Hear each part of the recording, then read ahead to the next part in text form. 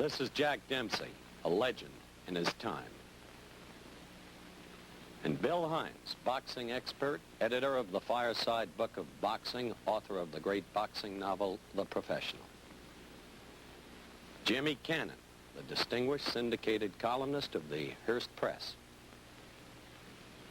The hard rock from Brockton, Rocky Marciano, who never tasted defeat. These then are our panelists. They have seen the very films that our viewers have seen, and I'd like to begin with you, Jimmy Cannon, because at the bout, you were directly situated to see Clay throw the punch. Was there a punch? Yes, there was a punch, Howard, but I didn't think it was hard enough to crush a grape. The ring lights were very hot. The only explanation I can give for the way Liston fell was that perhaps he was sunstruck by the lights. It was a hoax in the sense, I don't think it was a fix in the sense that money was passed, but I don't think that Liston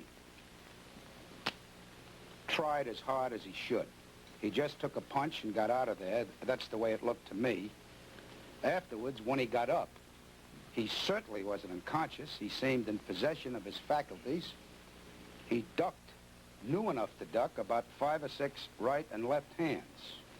Now, I'm not jumping on the bandwagon after the fight. Before the fight, I refused to pick a winner because I didn't like the circumstances of it. People connected with it. The mere fact that Liston owns 22.5% of the stock in the company that promoted it. They make an excuse that he doesn't really own it anymore, but it's in the name of William Crawford. I asked Sam Margulies, who's connected with the promotion and seems to be Liston's manager, although he denies it, whose name it was in. And he said, William Crawford. And I said, who is William Crawford? And he said, Liston's father-in-law. Hi, Jimmy. I'm going to move from that to Rocky Marciano because, Rock, you and I were seated together right beneath Liston, virtually, where he fell. Weren't you under the impression that he slipped or tripped rather than fell? Yes, I did, because Clay was in no position at the time to throw a solid punch. He was moving from side to side in those funny moves that he makes, and it looked like he pulled back, threw a sort of a leading right hand without too much power, but from the films, evidently after he threw it halfway, he then put some power behind it and did get in about 6 inches of punching power. Didn't you feel that Walcott thought Liston slipped or tripped? Yes, he acted that way because he just didn't start the count at all. Well, here's a good chance, gentlemen, for a break. We'll get to Bill Hines and Jack Dempsey in just a minute, so let's take 60 seconds out for another kind of sport, shall we?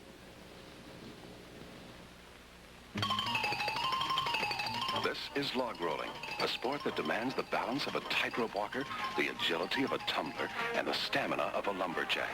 Yes, when it comes to a champion, the proof is in the rolling. And when it comes to a champion smoking tobacco, the proof is in the puffing. That's why Prince Albert is America's largest selling smoking tobacco. Yes, the proof is in the puffing. Prince Albert burns steady. Prince Albert smokes cool. Prince Albert tastes fresh.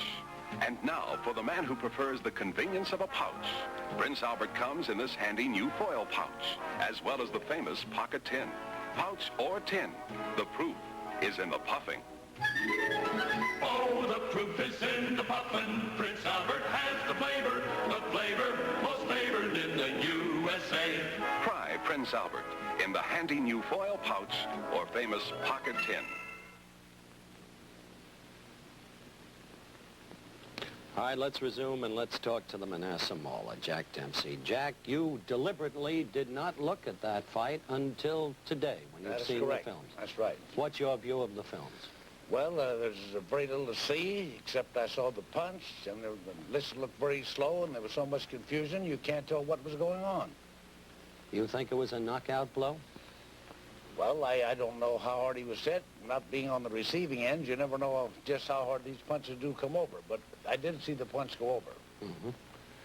Earlier, you were quoted as saying that you didn't want to see the fight or even hear it because you expected that this kind of thing was going to happen. Well, I felt that something could happen, and I didn't want to, if you can't say something good, why say anything at all? I didn't want to say nothing. All right, Bill Hines, you edited the very film that the viewers have seen today. You satisfied that there was a sufficiency of force in that punch to knock out Liston? I think the answer, Howard, rests with Mr. Liston. If he couldn't get up, I think he belongs in Rochester, Minnesota, where the Mayo Clinic is. And if he wouldn't get up, I think he belongs in absentia. Which is where he'll likely be from here on in. I think so. Billy, the thing that puzzles me is the documented record shows that Liston had never before been felled, and Clay had never before been a one-punch knocker-outer. Now, in the wake of those facts, how could this have truly been a knockout punch? Well, I think you'd have to understand Liston's entire physical condition, and we're not sure of that. We're really not even sure how old he is. He says he's 31, and we say he's 31 plus. Mm-hmm. Certainly he looked like an old man, and as the two pros here can tell you, when you get to a certain age, you just don't live under a punch the way you did when you were young.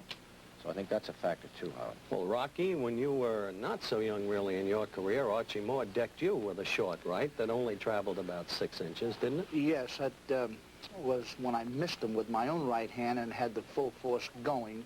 And actually, the clever man just stepped back just about 3 inches and hit me with the best counterpunch you ever saw. And coming in and he coming in, I just went straight forward. What do you think about when you go down? Well, you realize that you can be put down, and it's a frightening thing to know that you can be put down. The punch traveled just a short distance, and you say to yourself, he can do it again. I better be a lot more careful, or a lot more aggressive, either one. Was Clay's punch at all like Moore's? No, not really. I thought he just started it more or less to parry, and all of a sudden he saw the opening and he threw some power at the last moment. I've noticed that on the film here. He didn't have his body behind it or any real follow through. It was just a over the right arm and right on the chin. It could have hit him in a good spot and just confused him very much. Well, as our viewers can see, that punch continues to remain very much in dispute. Our guests have been Jimmy Cannon, Jack Dempsey, Rocky Marciano, and Bill Hines. Thank you, gentlemen. The mystery of the punch unanswered. That's the way it was that May 25th, 1965 in Lewiston, Maine, in a high school hockey rink where they had a heavyweight championship fight. The big questions remain unanswered. Yes, there was a punch, but was it of sufficient force to knock out a man who had never been floored before? What about the referee, Jersey Joe Walcott, and his total confusion?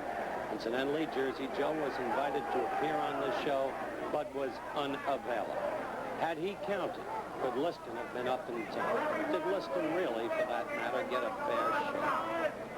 And what about all of the other bizarre circumstances attendant upon the fight? The way it got, for instance, to Liston. Well, some say this was the end of boxing. Congress may bring in a federal boxing commission. Some states want to wipe out boxing. But this may, in fact, have been a new beginning, because Floyd Patterson now in Sweden says he's been promised a fight in the fall. And right now, there's a man in the ring, George Chavallo, and there he is, who wants to fight the heavyweight champion. He's ready at that moment. He may get the next shot. Indeed, this may be a new beginning. That's the story of the big fight, Muhammad Ali against Sonny Liston. What about next week on Wide World of Sports? Well, next week, ABC's Wide World of Sports will be at the Commodore Hotel in New York City for the World Pocket Billiards Championship. Luther Wimpy Lassiter will be defending his title against Joe Balsas. Lassiter and Balsas meet in the finals of this competition involving an outstanding field of America's pocket billiards players. Also next week, we'll present an outstanding topical event of international significance. So be sure to check your local listings for ABC's Wide World of Sports next week. The executive producer of ABC's Wide World of Sports is Rue Knowledge. The Clay Liston segment was produced for ABC by Jim Spence and Jim Colligan and directed by Marshall Diskin, Bob Delaney, and John Sedgwick. Parachuting coverage produced by Jack Lubell and directed by William Bennington. Today's remote pickups were by ABC New York and Hollywood. nationwide and worldwide travel arrangements for ABC's Wide World of Sport.